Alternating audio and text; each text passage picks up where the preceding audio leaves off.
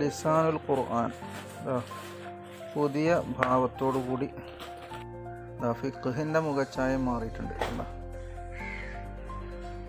ഇങ്ങനെ താരീഖും കുഴപ്പമില്ല, നല്ല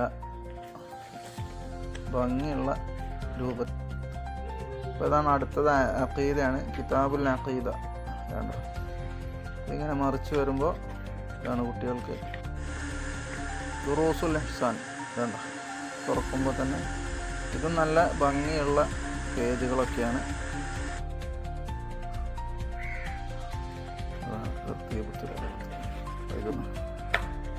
ഒന്നാം ക്ലാസ് തഫ്ഹീമുത്തിലാവ.